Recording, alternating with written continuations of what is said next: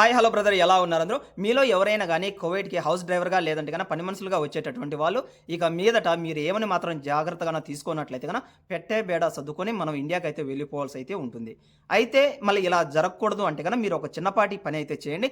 మీకు ఎవరైతే వీసా తీస్తూ ఉంటాడో అతన్ని ఒకే డైరెక్ట్ క్వెషన్ అయితే అడగండి. ఇతను అసలైనటువంటి కువైటీ అతనా? లేకపోతేనా ఖత్తర్ అతనా అని. మరి తెలుసుకోవడం ఎలా? మీకు ఎక్స్‌ప్లెయిన్ అయితే చేస్తాను. రీసెంట్‌గా కువైట్‌కి సంబంధించినటువంటి నేషనాలిటీ ఎంక్వైరీ డిపార్ట్‌మెంట్ వాళ్ళొచ్చేసి ఇన్వెస్టిగేషన్ డిపార్ట్‌మెంట్ వాళ్ళు ఒక అతన్నైతే అరెస్ట్ అయితే చేశారు రీసెంట్‌గా. అతను చేసినటువంటి తప్పేమిటో తెలుసా? అతను 1955లో అయితే పుట్టాడు.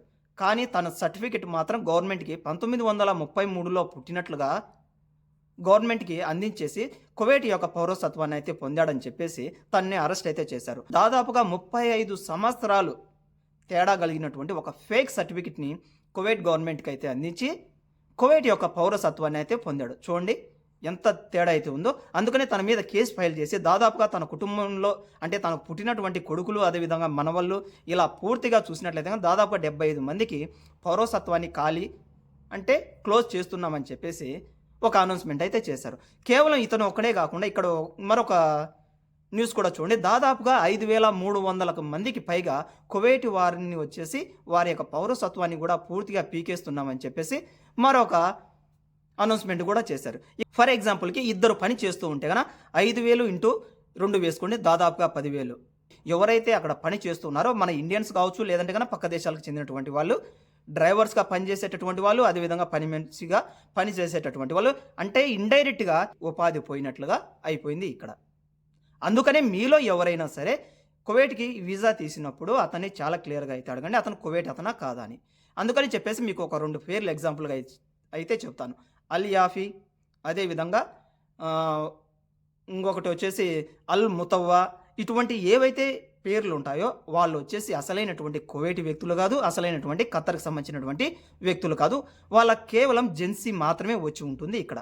మీకు ఇంతకుముందు చెప్పినట్టు విధంగా వీళ్ళు వచ్చేసి ఒకవేళ ఫేక్ సర్టిఫికేట్స్ అక్కడ అందించి ఉండొచ్చు. లేదంటే గన వివిధ రకాలైనటువంటి దొంగ మార్గంలో తెచ్చినటువంటి వాళ్ళు కూడా ఉండొచ్చు. కాబట్టేసి చాలా క్లియర్‌గా అయితే అడగండి.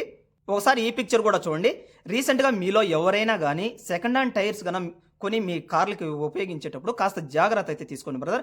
కువైట్ ఇంటీరియర్ డిపార్ట్మెంట్‌కు సంబంధించినటువంటి ఎవరైతే ట్రాన్స్‌పోర్ట్ మినిస్టర్ ఉంటారు కదా, అటువంటి వాళ్ళు వచ్చేసి ఒక చిన్నపాటి అనౌన్స్‌మెంట్ అయితే చేశారు. కానీ 20,000 కిలోమీటర్లు, 30,000 కిలోమీటర్లు మాత్రమే తిరిగేసి టైర్స్ అయితే చేంజ్ చేస్తూ ఉంటారు కువైట్‌లో ఉన్నటువంటి పెద్ద పెద్ద కువైట్‌కి సంబంధించినటువంటి షేక్‌లు. అటువంటి టైర్లకు వచ్చేసి ఇంకా కొద్దిగా మధ్య మధ్యలలో గీర్లు గీసి అంటే చిన్న చిన్న రంధ్రాలు పెట్టేసి కొత్త టైర్ల రూపంలో వాటిని తయారు చేసి పెయింట్ కొట్టేసి అంటే నల్ల రంగును కొట్టేసి అమ్ముతూ ఉన్నారంట. అందుకని మీలో ఎవరైనా గానీ కొత్త టైర్లు కొనుక్కునేటటువంటి ప్రతి ఒక్కరు కూడా సరైనటువంటి ఒక మంచి షాప్ దగ్గరికి వెళ్ళో లేదంటే గన మీకు తెలిసినటువంటి షాప్స్ దగ్గర మాత్రమే కొనండి. ఒకవేళ సెకండ్ హ్యాండ్ టైర్స్ మీరు కొన్నట్లయితే ఈ మధ్య కాలంలో కువైట్‌లో ఎక్కడ చూసినా కూడా ప్రతిరోజు దాదాపుగా 40, 50 యాక్సిడెంట్లు జరుగుతూ ప్రాణాలైతే కోల్పోతూ ఉన్నారు. దీనికి మెయిన్ కారణం మనం చూసుకున్నట్లయితే కువైట్‌లో యావరేజ్ స్పీడ్ ఒక డ్రైవర్ సైతం ఎంత తోలుతూ ఉంటాడో 100కు పైనే స్పీడ్ అయితే వెళ్తూ ఉంటారు కదా.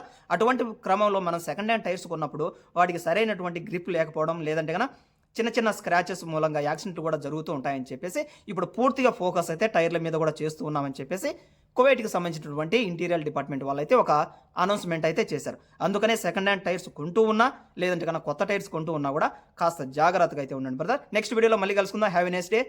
అండ్ రంజాన్‌లో కాస్త జాగ్రత్తగా ఎప్పుడు మీకు టైం దొరికితే అప్పుడు ప్రతి ఒక్కరు నిద్రపోవడానికైతే ప్రయత్నం అయితే చేయండి. అదేవిధంగా డ్రైవర్సు, అదేవిధంగా పని మనుషులు కూడా. Bye bye.